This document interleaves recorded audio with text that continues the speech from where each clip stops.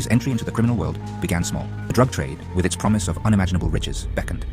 The 1970s saw the explosion of cocaine use in the United States. He started small, smuggling cocaine from Colombia into the US. With Escobar at its helm, the Medellin cartel rose to become the world's most powerful drug trafficking organization. Escobar ruled his empire with an iron fist, employing a chilling tactic that became his trademark: plata o plomo, silver or lead. Escobar's ambition knew no borders. Escobar's reign was stained with blood. Behind the violence and brutality, Pablo Escobar was a man of contradictions. One famous incident involved Escobar setting fire to $6 million in cash to keep his family warm while they were on the run.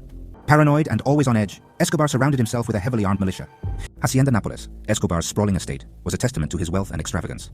Throughout his reign of terror, Pablo Escobar remained devoted to his family. By the early 1990s, the walls were closing in on Pablo Escobar. Pablo Escobar's legacy is a complex one. Pause. 2S.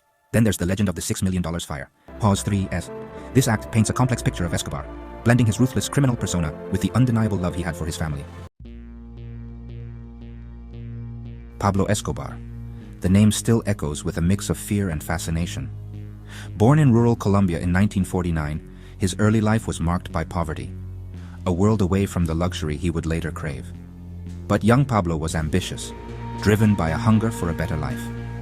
His entry into the criminal world began small: petty thefts, smuggling, each step taking him further from the poverty he desperately wanted to escape.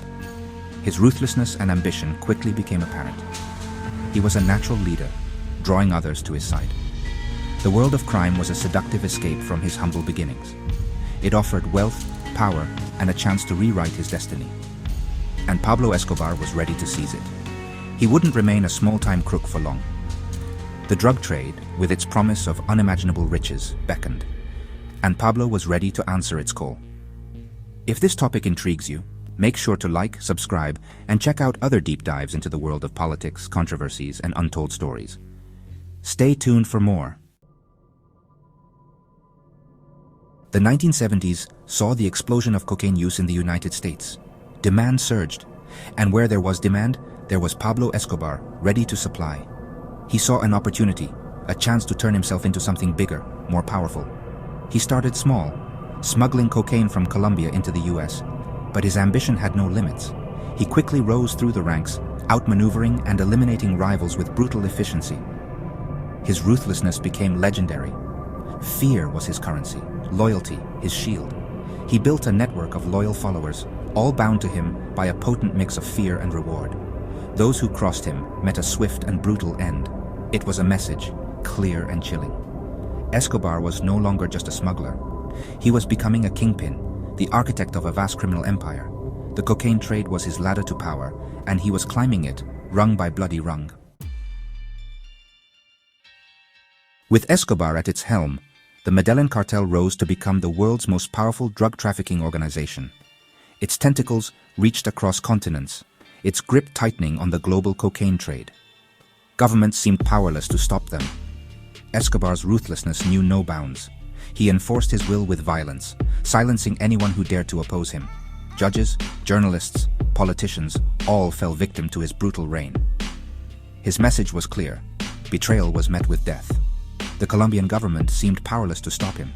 Escobar's wealth bought him influence, corrupting officials and infiltrating institutions. He had become a law unto himself, operating with impunity. The cartel's power seemed absolute. They were untouchable, operating above the law. But Escobar's ambition was a double-edged sword. It had brought him unimaginable power, but it would also lead to his downfall. Escobar ruled his empire with an iron fist, employing a chilling tactic that became his trademark: plata o plomo, silver or lead. It was a simple choice, a stark ultimatum offered to anyone who stood in his way: accept a bribe and turn a blind eye to his activities, or face the deadly consequences. Refusal meant a bullet. It was a system that ensured his survival, silencing opposition before it could gather strength. The threat of violence was ever present, a shadow hanging over anyone who dared to defy him. He instilled fear, not just in his enemies, but in the very fabric of Colombian society. But Escobar's ruthlessness was also his undoing. His brutality ignited a firestorm of resistance, uniting his enemies and fueling their determination to bring him down. The more people he terrorized, the more determined his enemies became. Escobar's ambition knew no borders. The United States, with its insatiable appetite for cocaine, was his primary market. But his empire stretched far beyond, reaching Europe and Asia. He was a logistical genius, establishing smuggling routes that spanned continents. Planes, boats, submarines, any means necessary to transport his illicit cargo. He was always one step ahead, exploiting weaknesses and bribing officials. His wealth was staggering, estimated to be in the billions. He was one of the richest men in the world, his fortune built on the suffering of countless addicts. His money bought him power, influence, and a veneer of legitimacy. But the world was starting to take notice. International pressure mounted on the Colombian government to take action against Escobar. He was no longer just Colombia's problem. He had become a global menace. Escobar's reign was stained with blood.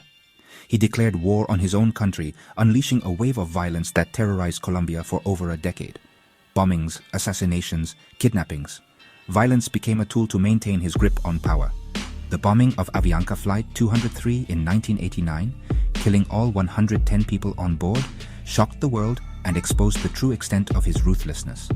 He was willing to kill innocent people to eliminate his enemies, even if it meant turning the world against him. His violence knew no bounds. He targeted anyone who dared to oppose him, from politicians to journalists to innocent civilians. Fear became a weapon, paralyzing a nation and silencing dissent. But amidst the chaos, a glimmer of hope emerged. Colombian and American authorities, driven by a shared determination to bring him down, were closing in. Escobar's days of terror were numbered. Behind the violence and brutality, Pablo Escobar was a man of contradictions. He craved legitimacy, portraying himself as a man of the people, a Robin Hood figure. He built schools and hospitals, funded housing projects, all while terrorizing the nation. His wealth fueled an extravagant lifestyle. He owned luxurious mansions, a fleet of cars, and even a private zoo. But amidst the opulence, there were glimpses of a different side to Escobar. One famous incident involved Escobar setting fire to $6 million in cash to keep his family warm while they were on the run. It was a testament to his devotion to his family, even as his empire crumbled around him. He was a complex figure, capable of great cruelty and surprising tenderness. A man driven by a desire for power and a love for his family.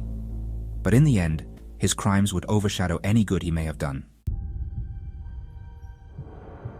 Paranoid and always on edge, Escobar surrounded himself with a heavily armed militia. He knew his enemies were closing in, and he was, determined to fight to the bitter end. His security was impenetrable, his men loyal to a fault. He amassed a military-grade arsenal, complete with helicopters, tanks, and even surface-to-air missiles. He was waging a war, not just against the authorities, but against anyone who threatened his empire. His properties were fortresses, equipped with secret tunnels and escape routes. He was always one step ahead, always prepared for the inevitable raid. He had become a prisoner of his own making, trapped in a world of his own creation. But even the most fortified fortress has its weaknesses, and Escobar's reliance on violence would ultimately prove to be his downfall. Hacienda Nápoles, Escobar's sprawling estate, was a testament to his wealth and extravagance. Located northwest of Bogotá, it was a world unto itself, complete with a private zoo, an airstrip, and even a bullfighting ring. It was a playground for the elite, a place where Escobar could indulge his every whim. Giraffes, elephants, and other exotic animals roamed freely, a symbol of his untouchable status. The estate became a symbol of his ill-gotten gains, a constant reminder of the corruption and violence that fueled his empire. It was a slap in the face to the millions who suffered as a result of his drug trade. But Hacienda Nápoles was more than just a luxurious retreat. It was a strategic base of operations, a place where Escobar could meet with his lieutenants, plan his next move, and escape the reach of the law. Throughout his reign of terror, Pablo Escobar remained devoted to his family. His wife, Maria Victoria Henao, and his children, Juan Pablo and Manuela, were his constant companions, even as they were forced into hiding.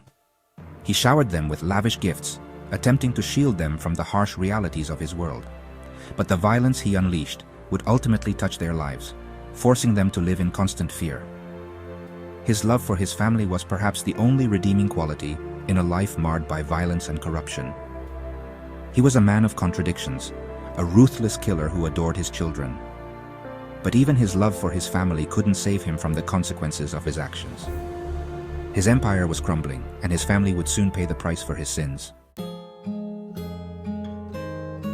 By the early 1990s, the walls were closing in on Pablo Escobar. The Colombian government, aided by US authorities, launched an all-out offensive to bring him to justice. The man who had once seemed invincible was now on the run. He was a hunted man, his empire crumbling around him. His inner circle dwindled as former allies turned against him, lured by rewards or fearing for their lives. The violence he had unleashed had come full circle. On December 2, 1993, Escobar's reign of terror came to an end on a rooftop in Medellin. He was gunned down by Colombian National Police, his body riddled with bullets. The kingpin was dead. His death was met with mixed emotions. Some celebrated the fall of a tyrant, while others mourned the loss of a local hero. But one thing was certain: Colombia would never be the same. Pablo Escobar's legacy is a complex one. He left an indelible mark on Colombia, one etched in both blood and progress. He was a product of his environment, a man who rose from poverty to become one of the most powerful criminals in history. His death marked the end of an era, but the scars of his reign of terror remain. Colombia still grapples with the legacy of violence and corruption he left behind. But amidst the darkness, there is hope. Colombia has made significant strides in combating drug trafficking and restoring peace. The country is rebuilding, determined to move on from its troubled past. Escobar's story serves as a cautionary tale, a reminder of the devastating impact of corruption and violence. But it is also a testament to the resilience of the human spirit. Colombia refused to be defined by its darkest chapter. Instead, it chose to learn from its past, to build a better future for generations to come. Pause. 2S. Then there's the legend of the $6 million fire. Imagine being on the run, hiding in the mountains with your family in the freezing cold. That's the scene in 1992 when Escobar, along with his family, was hiding from authorities. His daughter, Manuela, was shivering, so Escobar reportedly set fire to stacks of cash, totaling $6 million, just to keep her warm. He wasn't just a drug lord. In his mind, he was a father protecting his daughter, showing just how far he was willing to go for family, even if it meant watching millions of dollars turn to ash. Pause 3S.